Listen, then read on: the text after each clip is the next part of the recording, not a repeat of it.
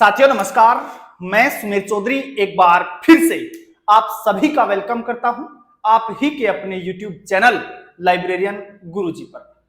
साथियों, आज हम टॉपिक पढ़ने वाले हैं यूनेस्को। और यूनेस्को एक ऐसा टॉपिक है कि आप संपूर्ण भारत में लाइब्रेरी साइंस का अगर कोई भी पेपर दे रहे हैं तो आपको यूनेस्को का क्वेश्चन वहां जरूर देखने को मिलता है।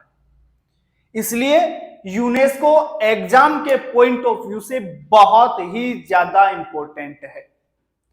अब राजस्थान वाले बच्चे ये कहेंगे, बोले सर ये तो हमारे सिलेबस में ही नहीं है। लेकिन मैं उनकी जानकारी के लिए बता दूं कि यूनेस्को एक ऐसा टॉपिक है कि यह भारत की बहुत सी संस्थाओं के साथ डायरेक्ट जुड़ा हुआ है और यूनेस्को सिलेबस में ना होने के बाद भी आपको पढ़ना पड़ेगा। यहां से क्वेश्चन मिल सकता है आपको एग्जाम में, क्योंकि यह बहुत सी चीजों से इंटरकनेक्टेड है, तो आपको पढ़ना पड़ेगा। और यूनेस्को पढ़ लोगे तो बाकी चीजें भी क्लियर हो जाएंगी आपकी। बहुत सी चीजें इससे संबंधित हैं, इसलिए यूनेस्को आपको डायरेक्ट तो नहीं दिया सिलेबस में, लेकिन इनडायरेक्ट रूप से कहीं ना कहीं आपके सिलेबस का यह भी एक पार्ट है। इसलिए पढ़ लेना, क्योंकि ज्यादा लंबा है नहीं, मुश्किल से आधे घंटे की क्लास है। तो क्यों हम ऐसा रिस्क उठाएं अपने जीवन में जब जरूरत ही नहीं है। रिस्क की आवश्यकता जहां है वहां रिस्क लेंगे ना हम। और यूनेस्को तो पढ़ना चाहिए आपको, क्योंकि कल को आप कोई अच्छे लेवल का एग्जाम भी देंगे। हो सकता है आप कॉलेज लाइब्रेरियन का पेपर दे, हो सकता है आप कल को नेट का पेपर दें, केवीएस का दे, एनवीएस का अभी आ रखा है तो वो आप दे लें, ईएमआरएस का पेपर दे लें। तो पढ़ना पड़ेगा आपको। यूनेस्को तो बहुत अच्छे से आप लोगों को पढ़ना है। इसकी स्थापना 1945 में होती है और बाद में संविधान 1946 में इसका लागू होता है। और तारीख भी यहां से कई बार पूछ ली जाती है। 16 नवंबर और 4 नवंबर दोनों तारीख आपको याद रखनी है। 16 नवंबर 1945 को स्थापना होती है और 4 नवंबर 1946 को यूनेस्को का संविधान लागू होता है। खैर, हम बात करेंगे एकदम जीरो से लेकर लास्ट लेवल तक हम यूनेस्को को पढ़ने वाले हैं। कोई भी चीज यहां से आज की क्लास में हम छोड़ने वाले नहीं है। कोई भी पेपर दे लेना, इससे बाहर क्वेश्चन आपको देखने को शायद ही मिले। मैंने पूरी कोशिश करी है कि इससे बाहर कोई क्वेश्चन आपका ना जाए। जो मेरे नोट्स हैं उनमें भी बहुत सी चीजें अभी भी मैं ऐड कर रहा हूं। तो इसके अलावा वैसे तो आपको पढ़ने की आवश्यकता ही नहीं पड़ेगी। कोई थ्योरी वाली बुक तो आपको पढ़ने की जरूरत ही नहीं है। जो कंटेंट मैं उपलब्ध करवा रहा हूं, आप सिर्फ और सिर्फ उसे पढ़िए। उसके अलावा अगर आपको कुछ पढ़ना है तो आप ऑब्जेक्टिव बुक्स निकालिए, उसके क्वेश्चन निकालिए। बस इतना आप कार्य कर सकते हैं, वो भी आपकी संतुष्टि के लिए। बाकी ऑब्जेक्टिव बुक्स के जो क्वेश्चन है वो मैं डायरेक्ट यहां डाल देता हूं। आपको सीधे सीधे क्वेश्चन मेरे टॉपिक में मिल जाते होंगे। शायद ही कोई, देखो भगवान भी होता है तो उससे भी छोटी मोटी तो गलती हो जाती है, हो जाए कोई छोटी मोटी, मैं कह नहीं सकता। बाकी कोशिश ये है कि मेरे द्वारा दिया गया कंटेंट अगर आप एग्जाम तक बहुत बढ़िया तरीके से तैयार करके चले जाते हो तो 90+% नंबर आप यहां से प्राप्त कर लेंगे। अब 10% के अंदर आपको बहुत सारा समय गंवाना पड़ सकता है, तो स्मार्ट तरीके से पढ़िए। ये 90%, देखो जो 10% के लिए आप मेहनत करोगे ना, तो बाकी सब्जेक्ट में वो 10% वाली मेहनत डाल देना, वहां आपके 90 क्वेश्चन और मिल जाएंगे। और यहां अगर वो मेहनत करोगे तो केवल 10 क्वेश्चन ही मिल पाएंगे। तो वो मेहनत आपको अदर सब्जेक्ट में डालनी है, वहां करनी है। यहां तो मैं दे रहा हूं, वो तैयार करते जाओ आप। बाकी शुरू करते हैं आज की इस क्लास को। तो देखिएगा, पहला ही क्वेश्चन क्या बनेगा यहां से। पहला क्वेश्चन यही बनता है कि यूनेस्को का पूरा नाम क्या है। दूसरा क्वेश्चन यहां से बनता है यूनेस्को की स्थापना कब हुई थी। और कब में 3 प्रकार के क्वेश्चन बन सकते हैं, और 3 प्रकार के क्वेश्चन क्या क्या बन सकते हैं। एक तो आपसे वर्ष पूछता है, महीना भी पूछता है, और आजकल तो तारीख भी पूछता है। तीनों याद करनी है। पहले काम चल जाता था, बोले यूनेस्को की स्थापना कब हुई, तो हम याद करके चले जाते थे, बोले सर 1945 में। बोले संविधान कब लागू हुआ, तो हम कह देते थे बोले 1946 में संविधान लागू हुआ था। लेकिन आजकल ऑप्शन में इनकी तारीख वगैरह भी डालने लग गया है। 45 दिखता है सब में एक जगह, चारों ऑप्शन में। फिर अपने को पहचानना पड़ता है महीने से, और महीना भी दो में समान दे देता है, तो फिर पहचानना पड़ता है तारीख से। तो ऐसी परिस्थितियां आजकल उत्पन्न होने लग गई हैं। तो आपको तो पूरा याद करना है। बोले स्थापना आप कहेंगे 16 नवंबर 1945। बोले संविधान कब लागू हुआ, आप कहेंगे सर 4 नवंबर 1946। महीना दोनों का समान है, नवंबर में ही तो स्थापना हुई थी और नवंबर में ही इसका संविधान लागू हुआ था। फिर आपसे पूछे कि मुख्यालय कहां है, तब आप कहेंगे सर पेरिस, फ्रांस में इसका मुख्यालय है। और उसके बाद इसके महानिदेशक कौन है, वर्तमान में कौन है और पहले कौन थे, तो ये दोनों चीजें भी आपसे पूछी जाती हैं। खैर शुरुआत करते हैं हम इसके पूरे नाम से। तो देखिएगा, यूनेस्को का पूरा नाम क्या है, United Nations Education Scientific and Cultural Organization. याद रख लेना, चार ऑप्शन में थोड़ा थोड़ा चेंज करेगा, इंग्लिश में ही याद करना है। United Nations Education Scientific and Cultural Organization. ऐसे की ऐसे इसे याद करना है, इंग्लिश के वर्ड ही वहां याद करके जाने हैं। और याद क्या करना है यार, इसको एक बार पढ़ लोगे तो ऑप्शन देखते ही आराम से हो जाएगा। United Nations Education Scientific and Cultural Organization, चार ऑप्शन में देखते ही तुरंत पहचान जाओगे। उसके बाद स्थापना की बात करते हैं। बोले स्थापना हुई सर 16 नवंबर 1945 को, और इसका संविधान लागू होता है 4 नवंबर 1946 को। 1946 में इसका संविधान लागू होता है। मुख्यालय कहां पर स्थित है, बोले सर पेरिस में इसका मुख्यालय है। बोले सर पेरिस कहां पड़ता है, आप कहेंगे फ्रांस में इसका मुख्यालय है, फ्रांस के पेरिस में इसका मुख्यालय है। ठीक है। प्रथम महानिदेशक और वर्तमान महानिदेशक दोनों पूछे जाते हैं, और दोनों ही महिलाएं हैं। यूनेस्को में अधिकतर महिलाएं हैं, तो याद रख लेना कि पहली महानिदेशक भी महिला थी और अब वर्तमान में भी महिला है। अब इन दोनों नामों को कैसे याद करें, बोले सर वर्तमान और प्रथम में चक्कर पड़ता है, और अब ये चक्कर यहां नहीं होना चाहिए। तो पहले तो कौन थी, जूलियन हक्सले। वर्तमान में कौन है, आंद्रे एजुले। सुश्री कुंवारी है अभी भी ये, आंद्रे एजुले, सुश्री लगता है इसके नाम से पहले, है ना। तो चलिएगा, जूलियन हक्सले। अब आप ऐसे याद रख लेना,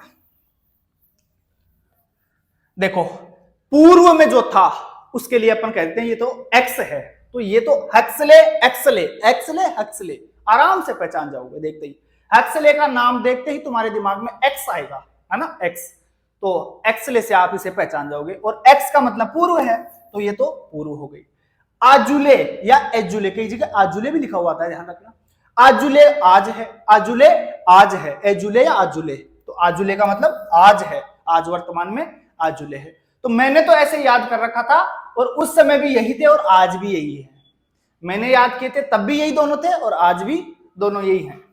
ठीक है, चलिएगा थोड़ा सा आगे बढ़ते हैं। टैगलाइन जरूर बदल गई है, और वर्तमान में जो टैगलाइन है वो आपको याद करनी है। टैगलाइन बहुत बार पूछी जाती है। यूनेस्को की टैगलाइन क्या है, आप कहेंगे building peace in the minds of mens and womens. पुरुष और महिलाओं के मन में शांति का निर्माण करना। यूनेस्को की टैगलाइन क्या है, पुरुष और महिलाओं के मन में शांति का निर्माण करना। किसकी टैगलाइन है, आप कहेंगे सर यूनेस्को की टैगलाइन है, बहुत बार पूछी जाएगी। चलिएगा, यह क्वेश्चन एक बार मेरे सामने आया था और उस समय मेरा यह क्वेश्चन गलत हुआ था। यूनेस्को का आंदोलन, क्योंकि उस समय तक यह बहुत कम बुक्स में था, उस समय बुक्स में नहीं डाला गया था, उसके बाद से यह बुक्स में डाला जाने लग गया है। तो देखिएगा क्या था, यूनेस्को का आंदोलन क्या था, क्वेश्चन सीधा सीधा पूछा गया था। और ये सारे नाम मिलते जुलते थे, 4 ऑप्शन में ये थे। सभी के लिए शिक्षा किसका आंदोलन था? आप कहेंगे सर यूनेस्को का था। अगर ये सामने आ रखी होती पहले तो एक बार पढ़ते ही सही भी हो जाता है, इसमें कोई समस्या भी नहीं आती, कोई इतनी बड़ी चीज भी नहीं थी। लेकिन उससे पहले हमने पढ़ी ही नहीं थी, और नहीं पढ़ी हुई चीज भले ही इजी हो या हार्ड हो वो गलत होनी ही है। तो सभी के लिए शिक्षा किसका आंदोलन था? आप कहेंगे सर यूनेस्को का आंदोलन था। यूनेस्को ने यह आंदोलन कब चलाया था? आप कहेंगे सर 2015 में यूनेस्को ने यह आंदोलन चलाया था। ठीक है, अब आप इसे गलत मत करिएगा प्लीज। चलिएगा, यूनेस्को पब्लिक लाइब्रेरी मैनिफेस्टो, और इसके लिए तीनों सन एक साथ याद किया करो, 49, 72 और 94। तीनों एक साथ याद रख लो, कोई दिक्कत ही नहीं होगी। पहली बार बोले 49 में, उसके बाद 72 और 94। इनमें क्या हुआ? संशोधन हुआ, और संशोधन भी किसकी सहायता से हुआ? इफ्ला की सहायता से, ध्यान रख लेना। तो यूनेस्को पब्लिक लाइब्रेरी मैनिफेस्टो 49 में, और उसके बाद इसमें संशोधन 72 और 94 में इफ्ला के सहयोग से। तो ये दोनों चीजें आप अच्छे से याद कर लीजिएगा। अब देखिएगा आइसोरिड। अब इनमें आप ज्यादा दिमाग ना लगाओ तो सही रहेगा। क्वेश्चन क्या पूछा जाता है मैं बता दूं, यहां से ज्यादा डीप जाने की आवश्यकता ही नहीं है। अपने को पीएचडी नहीं करनी है, अपने को एग्जाम निकालना है बस। और एग्जामिनर आपसे पीएचडी की उम्मीद भी नहीं रखता है, एग्जाम का लेवल भी देखा जाता है। आप अपने एग्जाम के लेवल से पढ़िए, किसी भी टॉपिक को उतना ही पढ़ना है जितना एग्जाम की दृष्टि से इंपॉर्टेंट है। अगर किसी टॉपिक को पढ़ने लग गए और उसके अंदर जाते जा रहे हो तो आप अपना टाइम खराब कर रहे हो, क्योंकि एग्जामिनर आपसे इतनी उम्मीद नहीं करता है, आपसे वह पीएचडी नहीं करवा रहा है। एग्जामिनर सामान्य जानकारी आपसे चाहता है, तो उतना तो याद होना ही चाहिए। और ऐसा, क्योंकि कई बार ऐसा करते हैं अपन, एक सब्जेक्ट में तो बहुत डीपली चले जाते हैं, या एक टॉपिक को तो बहुत डीपली पढ़ लेते हैं, लेकिन बाकी टॉपिक्स को पढ़ते ही नहीं है, वो स्किप ही हो जाते हैं। तो ये गलती हम अक्सर करते हैं, ये नहीं करनी है। एग्जाम के लेवल के हिसाब से अपने को पढ़ना है। अब एग्जाम में यहां से क्या पूछता है सुनिएगा। एग्जाम में सीधा सीधा लिखा हुआ आएगा आइसोरिड, ऐसे ही लिखा हुआ मिलता है, और आपसे पूछता है किसके द्वारा स्थापित है, स्थापना किसने करी थी? आइसोलिड, है ना, आइसोरिड। तो ऐसे दिमाग में याद रख लो, आइसोरिड सोलिड है बोले, है ना, आइसोरिड सोलिड, और सोलिड है तो बोले नेसु फाड़ना पड़ेगा ना। तो यूनेस्को के लिए मैंने आपको कल भी बताया था, यूनेस्को को किसी चीज से जोड़ना है तो यूनेस्को पूरा मत बोलिए, सिर्फ नेस बोलिए, और नेस से जानो ही हो, है ना। तो नेस तो सोलिड है बोले, आई सोलिड है, सोलिड है, सोलिड है, सोलिड पढ़ लिया करो। सोलिड है, सोलिड है तो भाई हाथ से थोड़ी फटेगा, उसे तो नेस से फाड़ना पड़ेगा। बोले सर नेस से फाड़ना पड़ेगा, तो सोलिड है तो बोले नेस से फाड़ेंगे, नेस से अपने आप यूनेस्को हो ही जाएगा, कोई दिक्कत नहीं होगी। नेस से फाड़ना पड़ेगा, नेस से फाड़, तो नेस भी आ गया और फाड़ना से एफआईडी भी आ गई, दोनों शामिल हो गए। देखो नेस से, वही सोलिड है तो नेस से फाड़ो बोले, तो नेस से तो यूनेस्को और फाड़ो से एफआईडी, दोनों आ गए हैं। तो ये दोनों बढ़िया से आप याद कर लेना। और सॉलिड है मतलब बेहतर है, सॉलिड है बेहतर है ना, तो बेहतर से 72 हो जाएगा। ऐसे ही चीजों को कनेक्ट कर करके आप याद करिएगा। अब आपसे इसका पूरा नाम पूछा जा सकता है, इसलिए मैंने पूरा नाम भी डाल दिया है। क्या है देखिएगा, international information system on research in documentation. International information system on research in documentation, ये पूरा नाम आपको एग्जाम में पूछा जाता है। हिंदी में कहे तो शोध प्रलेखन पर अंतरराष्ट्रीय सूचना प्रणाली। हिंदी में याद करने का कोई औचित्य नहीं है, सिर्फ और सिर्फ आप इंग्लिश में याद रखिए, पूरा नाम इंग्लिश में ही पूछता है। हिंदी में दिक्कत हो जाएगी, मैं पहले दिन से कह रहा हूं। लाइब्रेरी साइंस को भले ही कुछ समझ में नहीं आ रहा हो, ये मैंने खुद ने देखा है, समझ में नहीं आ रहा हो, लेकिन फिर भी आप इसे 2 से 3 बार पढ़ लेंगे, ऑप्शन देखते ही तुरंत तुम्हारा पेन जाएगा वहां। ये मेरे खुद के ऊपर अप्लाई हुआ है, मुझे बहुत सी चीजों का अर्थ मालूम नहीं था, फिर भी मैंने उनको इंग्लिश में पढ़ रखा था, ऐसे कि ऐसे मुझे एग्जाम में ऑप्शन मिल गया। 4 ऑप्शन में से अगर कोई चीज देखी हुई भी मिल जाती है ना, तो पेन तुरंत जाता है वहां पर। और यही मेरे साथ हुआ था, यही आपके साथ होगा। और जो बंदे सिलेक्टेड है ना, उनसे बात कर लेना, वो सब यही कहेंगे आपसे। कोशिश करो इस सब्जेक्ट को ज्यादा से ज्यादा इंग्लिश में देखने की। हिंदी में वहां पर हर बार अलग चीज मिलती है। गूगल ट्रांसलेटर का यूज करते हैं, और गूगल बाबा को भरोसा ना है, वो कुछ भी अर्थ दे सके है। तो कोशिश करो इंग्लिश में।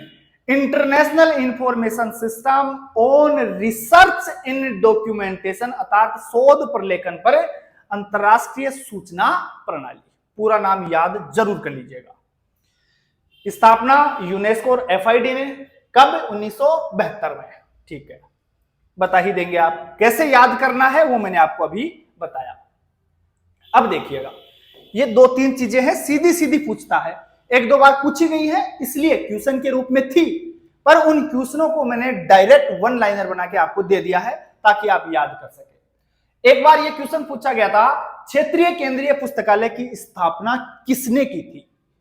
वर्ष नहीं पूछा गया था, सिर्फ इतना पूछा गया था, क्षेत्रीय केंद्रीय पुस्तकालय की स्थापना किसने की थी? तो आप बताएंगे, बोले सर यूनेस्को ने की थी। एक बार यह भी पूछा गया है, मैडलिन सार्वजनिक पुस्तकालय की स्थापना किसने की थी? वर्ष नहीं पूछा गया है, मैंने वर्ष नहीं देखा था, वर्ष तो डाल दिया ताकि आप अगर टाइम एक्स्ट्रा मिल जाए तो आप इसे याद कर सके। बुक कूपन पद्धति, ये तीनों चीज देख लीजिएगा, ये तीनों चीज पूछी जाती हैं, और तीनों का यूनेस्को के संबंध में पूछा गया था। बस वर्ष तीनों का ही नहीं पूछा गया।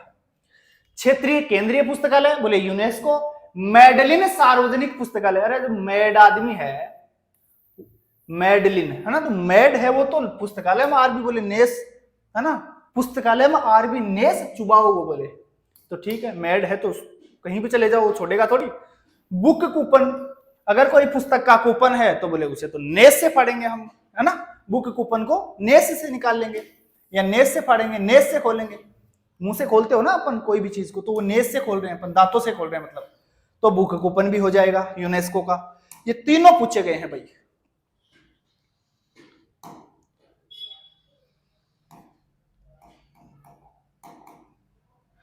क्षेत्रीय केंद्रीय पुस्तकालय, मैडलिन सार्वजनिक पुस्तकालय, बुक कूपन पद्धति, ये तीनों चीज पूछी जा चुकी है।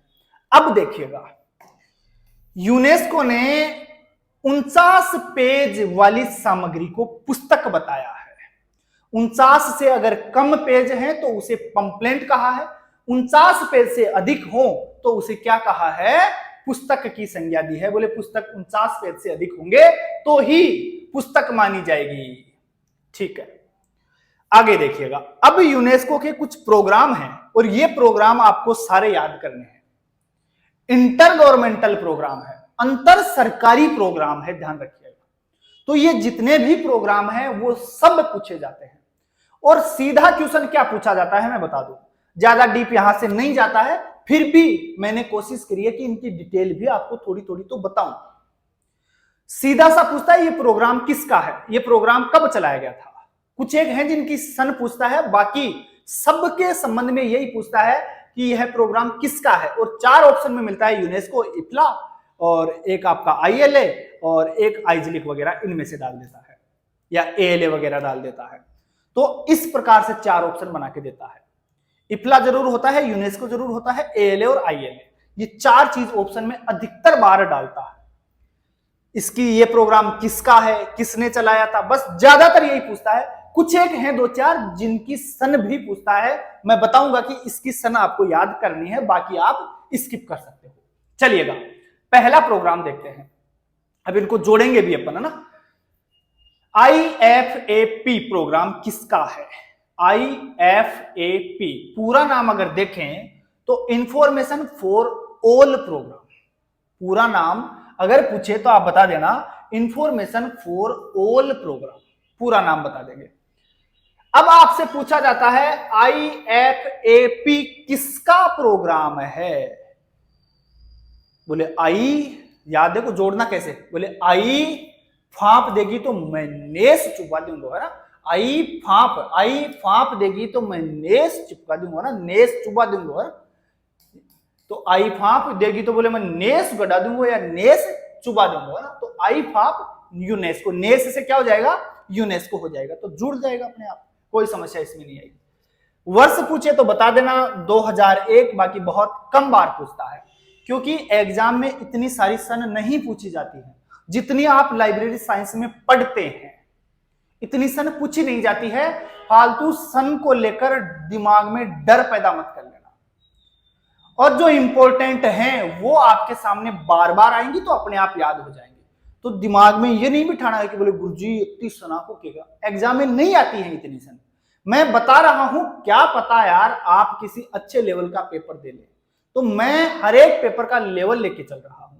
इजी क्वेश्चन आते हैं वो भी मैं बता रहा हूं, मिड साइज के क्वेश्चन है वो भी मैं बता रहा हूं, अगर क्वेश्चन अंदर से आता है, डीपली आता है, तो भी मैं आपको पढ़ा रहा हूं, सारी चीजें आपको दे रहा हूं। अब आप किस लेवल के हिसाब से पढ़ रहे हैं वो आपके ऊपर डिपेंड है। अपनी तैयारी बस मैं दे रहा हूं, उसके हिसाब से करते जाओ, कभी किसी एग्जाम में समस्या नहीं होगी।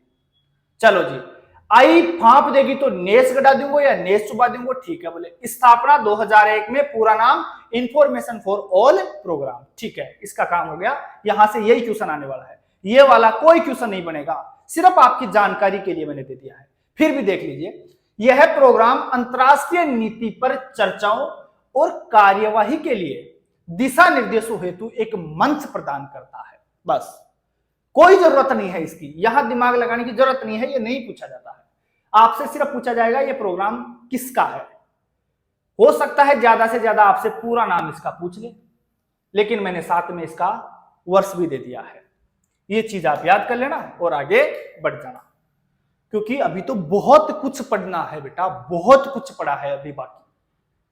तो अगर हम इतना डीपली जाएंगे, लोग मुझे समझ नहीं आता, 100 150 क्लासों के अंदर पूरा केवीएस का, एनवीएस का सिलेबस लोगों ने करवा रखा है। मैं देखकर कभी कभी तो ये सोचता हूं यार, 100 क्लासों के अंदर, 125 क्लासों के अंदर कैसे कोई सिलेबस करवा सकता है। 100 150 क्लासों में कंप्लीट करवा रखा है, और वो ये और दावा करते हैं बहुत डीप पढ़ा रखा है बोले, और उसकी फीस भी मोटी रकम ले रहे हैं वो लोग। ऐसे भी नहीं है कोई 1000-500 रुपए में पढ़ा रहे हैं, फीस भी अच्छी खासी ले रहे हैं, 100। और मैंने देखा है, वो अब नाम नहीं लूंगा मैं, 3rd ग्रेड लाइब्रेरियन का सिलेबस था, अभी नाम दे रखा है राजस्थान 3rd ग्रेड लाइब्रेरियन। पहले तो 3rd ग्रेड और 2nd ग्रेड एक ही थी। ऐसे ऐसे टीचर हैं 90 क्लासों में पूरा सिलेबस हो रखा है उनका, 90 क्लासों में, और उनमें भी 20-20 मिनट की तो कहानियां हैं, भाषण है सिर्फ, और फिर भी सिलेबस कंप्लीट हो रखा है। क्यों बेवकूफ बना रहे हो गुरुजी, टावर पगा कौन सा लगा भाई ऐसे मास्टरों के। तो आईपीडीसी देखो बेटा, आईपीडीसी की स्थापना कब हुई थी। बहुत बार क्वेश्चन पूछा जाता है कि आईपीडीसी किसका प्रोग्राम है। आईपीडीसी देखो ऐसे याद कर लो, इंटरनेशनल प्रोग्राम हो बोले, कुछ ही हो बोले, इंटरनेशनल प्रोग्राम में भी बोले डीसी का तो नेस चुबा दिया है ना। International IPDC, international programme for the development of communication, बोले इंटरनेशनल प्रोग्राम में भी डीसी का तो नेस चुबा दिया, तो नेस से यूनेस्को हो जाएगा। स्थापना कब हुई थी, 1980 में हुई थी। बस इतना याद कर लेना काफी है, इससे बाहर क्वेश्चन नहीं जाएगा। और चिंता ना करिए, मैं क्वेश्चन करवाऊंगा ना, आपको अंदाजा हो जाएगा कि एग्जाम में क्वेश्चन कैसे आ रहे हैं। सारे क्वेश्चन मैं करवाऊंगा, चिंता बिल्कुल भी नहीं करनी है। एपिनेस, एपिनेस, एक पिन तो बोले नेस की जियान की है, एक पिन तो एपिनेस, एक पिन नेस जिया की। और वैसे भी देखो आप कर सकते हो, ज्यादा कुछ करना ही नहीं है, नेस सीधा सीधा लिखा हुआ है, नेस यूनेस, नेस यूनेस, नेस से यूनेस्को, नेस्को, नेस से नेस्को, यूनेस्को। आराम से दिख रहा है, दिमाग लगाने की जरूरत ही नहीं है, सीधा सीधा यहां से पकड़कर आप याद कर सकते हैं। अब फुल फॉर्म इसकी पूछी जाए, पूरा नाम पूछा जाए, और पूछा जाता है इसका एशिया पैसिफिक इंफॉर्मेशन नेटवर्क इन सोशल साइंस। इसका पूरा नाम है, ये याद आप जरूर कर लीजिएगा। एपिनेस किसका प्रोग्राम है? बोले सर यूनेस्को का है। पूरा नाम क्या है? एशिया पैसिफिक इंफॉर्मेशन नेटवर्क इन सोशल साइंस। ये पूरा नाम आपको याद कर लेना है। एस देख लेना, सुन लेना कान खोल के। एस ये लास्ट वाले उलझाएगा। सोशल साइंस, दोनों एस का मतलब देख लेना, सोशल साइंस है। बस 4 ऑप्शन जो बनाएगा इन्हीं में चेंज करेगा। ये तो कंप्लीट ऐसे ही देगा सब में, ये आगे वाला जो सोशल साइंस है ना ये चेंज करेगा बस। तो ध्यान रखना दोनों एस का मतलब सोशल और साइंस है, यहां ध्यान रखना। कभी सिस्टम दे देगा, कभी क्या कर देगा लास्ट में सिस्टम, कभी पहले सिस्टम, ऐसे जोड़ेगा इसमें। आप याद रख लेना ऐसे ऐसे क्या से है, सोशल साइंस है, फिर कोई दिक्कत नहीं होगी। डेयर, हाउ डेयर यू, तेरी हिम्मत कैसे हुई, है ना।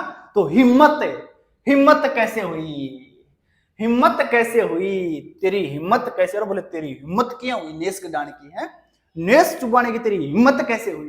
तो हाउ डेयर यू कहती है ना लड़कियां, हाँ लड़कियां ही करती हैं ऐसे नखरे। तो हाउ डेयर यू, तो तेरी हिम्मत कैसे हुई नेस चुबाने की, तो नेस से नेस हो जाएगा, यूनेस्को आराम से आप कर देंगे। स्थापना 72 में, 72 में इसकी स्थापना होती है। पूरा नाम पूछा जाता है, सबसे ज्यादा इंपॉर्टेंट ये है, इसका पूरा नाम पूछा जाता है। सन बहुत कम संभावना है पूछी जाए, लेकिन स्थापना किसने करी और पूरा नाम क्या था, ये 2 क्वेश्चन पूछे जाते हैं। स्किप कर सकते हो सन को आप। Data retrieval system for the social and human science, data retrieval system for the social and human science, किसका पूरा नाम है? आप कहेंगे सर डेयर का पूरा नाम है। हाउ डेयर यू, है ना, कहते हैं ना, तो उस हिसाब से आप भी इसे जोड़ लेना भाई। चलिएगा, पीजीआई, पीजीआई पूरा नाम देखो, बहुत सी जगह पीजीआई की जगह जीआईपी लिखा हुआ भी मिलता है। तो जनरल इंफॉर्मेशन प्रोग्राम, जीआई और पी बहुत जगह लिखा हुआ मिलता है, जनरल इंफॉर्मेशन प्रोग्राम। अब मैं बताता हूं याद कैसे करो इसको। आप पीजीआई को जीआईपी ही समझ लिया करो, समझ ही जाओगे, बाकी एग्जाम में तो पीआईजी मिले या जीआईपी मिले, इतना तो थे बावड़ा भी को नहीं हो, है ना। तो गिफ्ट मान लो इसे, जीआईपी गिफ्ट है बोले ये, और गिफ्ट बोले 7-6, गिफ्ट 7-6, तो 7 और 6 तो 76 में तो ये प्रोग्राम चलाया गया, तो 76 तो आपकी सन हो गई। और गिफ्ट ने बोले नेस सु फाड़नू है, नेस सु खोलनू है ना, मुंह से खोलना है, तो नेस से हो जाएगा आपका यूनेस्को। कोई दिक्कत नहीं होने वाली है, आप ऐसे जोड़ जोड़ के याद कर लिया करो। चलिएगा, नोटिस, और नोटिस को कैसे पढ़ोगे? बोले नेस से पढ़ेंगे, नोटिस आया है तो उसे नेस से खोलेंगे, तो नेस से यूनेस्को आपका हो जाएगा। तो किसने चलाया था, ये क्वेश्चन पूछा जाता है। नोटिस किसका प्रोग्राम है? तो आप कहेंगे सर नोटिस, नोटिस को तो हमने नेस से पढ़ा था, तो यूनेस्को का प्रोग्राम है, आराम से याद हो जाएगा। पूरा नाम भी पूछा जाए तो बता देना, नेशनल इंफॉर्मेशन सिस्टम, बिल्कुल साधारण सा इसका पूरा नाम है। नोटिस का पूरा नाम क्या है भाई? National information system. कब है? बोले 1974 में, 74 नहीं पूछा जाता है, स्किप आप कर सकते हो। अगर आप मेरे से ये कहें कि सर एक तो इसमें कि ये प्रोग्राम किसका है, पहला क्वेश्चन, दूसरा स्थापना कब हुई, तीसरा कि पूरा नाम क्या है, इन तीनों में से अगर कोई एक चीज छोड़नी हो तो हम क्या छोड़ें? तो मैं यही कहूंगा तीनों में से अगर कुछ छोड़ना ही पड़े तो आप 1974 छोड़ना, बाकी ये दोनों मत छोड़ना, ठीक है। चलिएगा आगे चलते हैं। अब देखते हैं यूनेस्को के नेटवर्क। बहुत सारे यूनेस्को के नेटवर्क हैं और ये नेटवर्क बार बार एग्जाम में आजकल पूछे जा रहे हैं। क्वेश्चन में डाल देता है कि यह किसका नेटवर्क है, इफ्ला का है, यूनेस्को का है, किसके नेटवर्क है, तो ये पूछे जा रहे हैं आजकल। तो ये सारे नेटवर्क आपको याद कर लेने हैं। चलो जी, एक पिन आ गया, तो बोले एक पिन तो नेस जैसी है, एक पिन तो नेस जैसी है, तो प्रोग्राम तो किसका था? यूनेस्को का था। अब जो ये ए पिन है वो 3 क्षेत्रीय नेटवर्कों से मिलकर बनी है। 3 क्षेत्रीय नेटवर्क कौन कौन से हैं? बोले सर एक तो है आपकी रिंस्का, दूसरी है आपकी आइनसेप, और तीसरी है आपकी एस्टिन्फो। ये तीन संस्थाएं हैं, रिंस्का, आइंसेप और एस्टिन्फो। रिंस्का, आइंसेप और एस्टिन्फो। रिंस्का, आइंसेप, एस्टिन्फो। रिंस्का, आइंसेप, एस्टिन्फो, तीनों को मिलाकर एपिन बना दिया गया, एक ही नेटवर्क बना दिया गया। तीन क्षेत्रीय नेटवर्क थे छोटे छोटे। तीन क्षेत्रीय नेटवर्क कौन कौन से थे? बोले सर रिंस्का, आइंसेप और एस्टिन्फो। पूरे नाम भले ही याद नहीं हो पर शॉर्ट में तो ये याद होने ही चाहिए। तीन कौन कौन से क्षेत्रीय नेटवर्क थे जिनको मिला करके एपिन बनाया गया था? तो सर आप कहेंगे रिंस्का, आइंसेप और एस्टिन्फो। ये तीन नेटवर्क हैं जिनको मिला करके एपिन बना दिया गया। अब एपिन का पूरा नाम देखो, Asia and Pacific information network इसका पूरा नाम है। पूछा जाता है एपिन का पूरा नाम आपसे, Asia and Pacific information network. ठीक है, किसका प्रोग्राम है? एक पिन तो बोले नेस जैसी है, तो नेस अपने आप नेस से यूनेस्को हो जाएगा। अब जो ये तीन छोटे छोटे नेटवर्क थे इनका भी मैं आपको बता देता हूं। लंबे लंबे नाम है, चाहो तो याद कर लेना और चाहो तो स्किप भी कर सकते हो, लेकिन इसकी शॉर्ट फॉर्म जरूर याद कर लेनी है। लास्ट से शुरू करते हैं। एस्टिन्फो का पूरा नाम क्या है? देखिएगा, regional network for the exchange of information and experience in science and technology in Asia and the Pacific. ये इसका एस्टिन्फो का पूरा नाम है। दूसरा हम देखते हैं एनसेप का या आइंसेप का। तो आइंसेप का दूसरा नाम क्या है? देखिएगा पूरा नाम, regional informatics network for the south east Asia and the Pacific. South east और एशिया पैसिफिक के क्षेत्र का यह नेटवर्क था। रीजनल, देखो तीसरा वाला और देख लो, तीसरा वाला था अपना रिंस्का, और रिंस्का का पूरा नाम क्या है? Regional informatics network for south and central Asia. Central Asia, south और सेंट्रल एशिया का था ये नेटवर्क। तो ऐसे आप तीनों का पूरा नाम याद कर सकते हैं अगर आपके पास पर्याप्त समय हो उस स्थिति में। अगर समय नहीं है तो आप इनके पूरे नाम को स्किप कर सकते हो। इन तीनों में से भी अगर आपको एक पूरा नाम याद रखना हो तो बोले गुरुजी कौन सो रखा, कौन सो ज्यादा इंपॉर्टेंट है? तो बेटा एस्टिन्फो का याद कर लेना, ये सबसे ज्यादा इंपॉर्टेंट है। इन तीनों में रिंस्का और ये आपका आइंसेप कम इंपॉर्टेंट है, कई बार एस्टिन्फो का पूछ लेता है। ये दोनों बहुत कम संभावना है। बाकी पूरा नाम आपको एपिन का जरूर याद कर लेना है। APIN, Asia and Pacific information network. और इन तीनों को, रिंस्का, आइंसेप और एस्टिन्फो, तीनों को मिलाकर ही एपिन का निर्माण हुआ था। ठीक है, अब देखते हैं इनफोर्लक, और आप इसको पढ़ोगे इनफोर्ले बोले नेसु, है ना? तो इनफोर्ले नेससु, कैसे पढ़ोगे रे? नेससु पढ़ेगा बोले। ठीक है, तो ये नेस से तो सीधा सीधा हो जाएगा। देखो क्वेश्चन डायरेक्ट यही पूछता है इनफोर्लक किसका प्रोग्राम है, बस, क्योंकि यही बड़ी चीज है। आप जब इफ्ला, आईएलए, एएलए, यूनेस्को, आइजलिक बहुत सारी संस्था पढ़ लोगे ना तो पता ही नहीं चलेगा, सारे मिक्स हो जाएंगे अगर आपने जुगाड़ बना बना के इनको जोड़ा नहीं है तो। अगर आपने जोड़ रखा है फिर आपके लिए एकदम बनी बनाई, सारा कुछ करना ही नहीं है, आपको सीधा बस पका पकाया है, आपको सिर्फ खाना है। एग्जाम में तो देखते ही इनफोर्ल। अब मेरे साथ क्या है, जब भी ये शब्द दिखता है मैं इसको इनफोर्लक पढ़ता ही नहीं हूं। ये दिखते ही दो तीन अक्षर दिखते हैं मेरे दिमाग में, इनफोर्ल बोले नेसु, है ना? तो तुरंत निकलता है। तो वहां इन यूनेस्को ऑप्शन में दिखेगा, मेरा हाथ सीधा यूनेस्को पे जाएगा। तो अब कंफ्यूज वाली स्थिति आती ही नहीं है मेरे सामने, वही आपके साथ होगा। चलो जी, पूरा नाम देख लीजिएगा, information society programme for Latin American and the Caribbean. Latin American and the Caribbean इसका पूरा नाम है।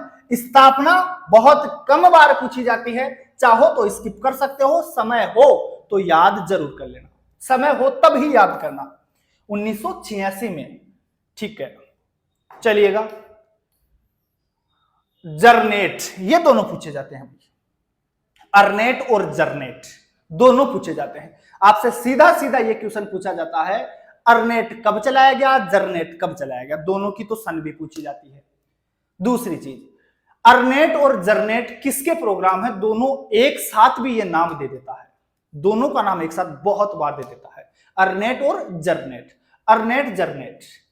तो ध्यान रखना, अभी आपके सामने जरनेट आ गया है, जरनेट 1999 में है, अर्नेट 1986 में है।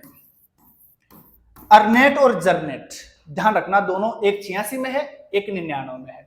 जरनेट 1999 में है और अर्नेट आपका 1986 में है। Ornate education and research network है ना, तो ये नाम भी आप देख लेना इनके। खैर चलो पहले जरनेट पढ़ते हैं। Global network for education in journalism and media, journalism ध्यान रखना, global network for education in journalism and media अर्थात जरनेट, स्थापना बोले 1999। अब देखो याद कैसे करोगे, अर्नेट और जरनेट, जरनेट याद हो गया तो अर्नेट हो गया, अर्नेट हो गया तो जरनेट हो गया, क्योंकि दोनों एक ही संस्था ने दी है, तो वैसे याद दोनों के नाम तो हो जाएंगे। एक पकड़ लो दोनों में से कोई सा। जरनेट, नेट का बोले जर लाग रही है तो जर ने क्या सुतारा हुआ थे, नेस सुतारंगा बोले, जरनेट की नेस सुतारंगा बोले है ना, तो नेस से यूनेस्को हो जाएगा। पूरा नाम आपने देख लिया, वर्ष आपने देख लिया 1999, ठीक है बोले। और भी काम है को नहीं बोले तो नेस सुबाबा के अलावा है ना, तो और भी काम है ना बोले तो नेस चुबाने के अलावा तो और भी कोई काम है को नहीं बोले, तो ठीक है बोले ये भी कर लेंगे। और भी काम है कि नहीं बोले तुझे नेस के अलावा, तो यूनेस्को हो जाए। और भी को बस इतना ही पूछा जाता है, यहां से वर्ष वगैरह इसका और कुछ नहीं पूछा जाता, आप इतना जरूर याद कर लेना। लेकिन 1994 और बोले यूनेस्को और UQAM, ये दो संस्थाएं थी जिन्होंने मिलकर यह प्रोग्राम चलाया था। बाकी यूनेस्को का ही पूछता है, मैंने दोनों दे दी हैं, UQAM और यूनेस्को, ठीक है।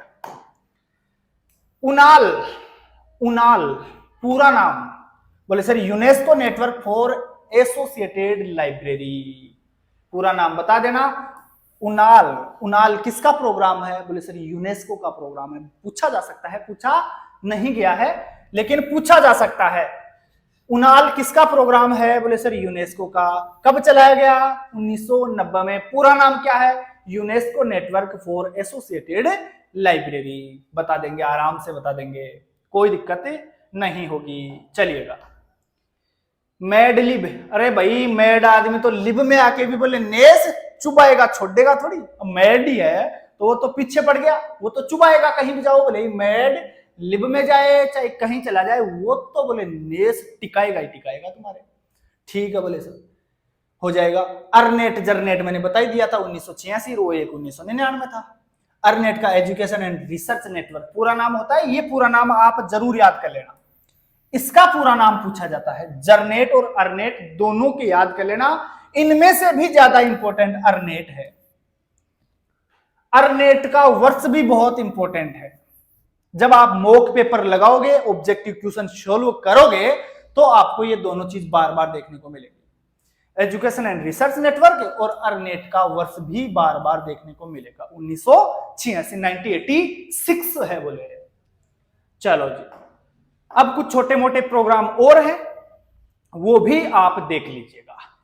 एक्सेस, मैंने इसको ऐसे याद कर रखा था, बोले एक्सेसनेस होनी चाहिए। एक्सेसनेस, एक्सेसनेस, नेस से अपने दिमाग में आता ही है यूनेस्को, तो एक्सेसनेस, तो एक्सेसनेस, नेस से यूनेस्को, ठीक है। हेरिटेज नेट को मैं नेट नहीं पढ़ता, मैं हेरिटेज नेस पढ़ता हूं। इसको दिमाग में ऐसे ही बिठा रखा है, शुरू से ही आदी हो गया मैं इसका। हेरिटेज नेट बोलते हो, मैं इसको सीधा हेरिटेज नेस ही बोलता हूं, तो नेस से मेरे अपने आप यूनेस्को पकड़ में आ जाता है। यूनिट विन की नेस होनी चाहिए, यूनिट विन नेस आदमी में होनी चाहिए। बोले यूनिट विन नेस, विन नेस, विन नेस होनी चाहिए आदमी में। यूनिट विन की नेस होनी चाहिए, यूनिट विन नेस होनी चाहिए। ऐसे आप इसको याद जरूर कर लेना भाई, ऐसे ही हो पाएंगे ये सब, और कोई तुम्हारे पास तरीका नहीं है। और करके देख लेना, तुम्हारे वाले उस तरीके से रट रट के भले 100 बार पढ़ के दूसरा शब्द पढ़ लेना, और दूसरे दिन फिर देखना 2-3 संस्थाओं के क्वेश्चन एक साथ मिलाकर सॉल्व करने की कोशिश करना, सारे मिक्स हो जाएंगे फिर। और फिर तो अंततः यही करना पड़ेगा आपको, बोले यार जोड़ो रे यार इसको के जैसे तैसे करके, भले ही समय लग रहा हो। अब देखिएगा यूनिसिस्ट, ये क्वेश्चन देखो कैसे पूछा जा रहा है, यूनिसिस्ट की स्थापना किसने की थी? ये बार बार पूछा जा रहा है, यूनिसिस्ट की स्थापना किसने की थी? तो दोनों का याद रख लेना आप। बोले सर एक तो यूनेस्को था और एक इक्सू थी। ये दो संस्थाएं हैं, यूनेस्को और इक्सू, दोनों ने मिलकर 1971 में यूनिसिस्ट की स्थापना कर डाली थी। अब इक्सू क्या है? पूरा नाम ये रहा आपके सामने, information council for scientific union. Information council for scientific union अर्थात ICSU, information council for scientific union. पूरा नाम याद कर लेना। यूनेस्को और इक्सू ने मिलकर किस संस्था की स्थापना करी थी, ऐसे भी पूछा जाता है। यूनेस्को और इक्सू के द्वारा किस संस्था की स्थापना करी गई थी? आप कहेंगे सर यूनिसिस्ट की। कब करी गई थी? बोले सर 1971 में। ठीक है जी, चलिएगा। बहुत बार पूछा जाता है यूनिसिस्ट का पूरा नाम, और इसके दोनों नाम पूछे जा रहे हैं आजकल। ये फेमस है आजकल, नाम ये है यूनिसिस्ट। लेकिन देखिएगा, दोनों नाम देख लीजिएगा, United nation for information scientific information system. ठीक है, दूसरा नाम भी पूछा जा रहा है, वर्ल्ड साइंस इंफॉर्मेशन सिस्टम। आप गूगल करेंगे तो यूनिसिस्ट के कोष्टक में आपको पूरा नाम ये वाला मिलेगा, वर्ल्ड साइंस इंफॉर्मेशन सिस्टम। किसका पूरा नाम है? बोले सर यूनिसिस्ट का पूरा नाम है। ध्यान रखना, आपसे सीधा यह भी पूछा जा सकता है, वर्ल्ड साइंस इंफॉर्मेशन सिस्टम की स्थापना किसके द्वारा करी गई थी? आप कहेंगे सर यूनेस्को और इक्सू के द्वारा। कब करी गई थी? आप कहेंगे सर 1971 में स्थापना करी गई थी। ठीक है, बोले आगे चलते हैं। अब देखिएगा, यूनेस्को इक्सू सेंट्रल कमेटी की स्थापना कब हुई थी? बोले सर 1967 में इसकी स्थापना हुई थी, और इसी के आधार पर यूनिसिस्ट की स्थापना भी करी गई थी।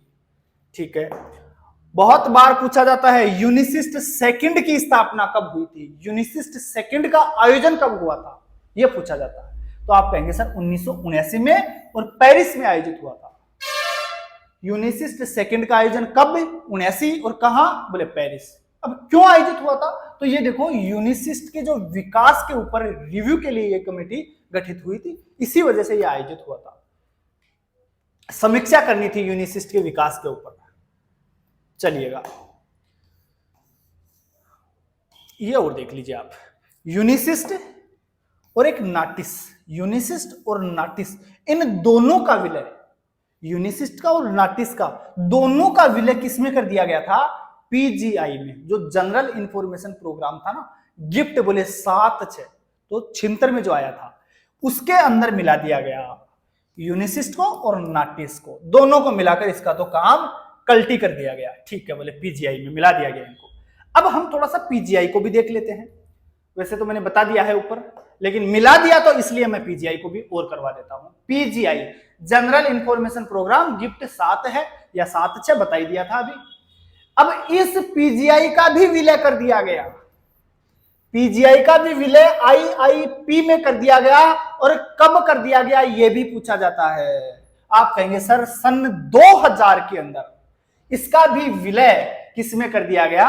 आईआईपी। आईआईपी से आज से क्या है? Intergovernmental informatics programme.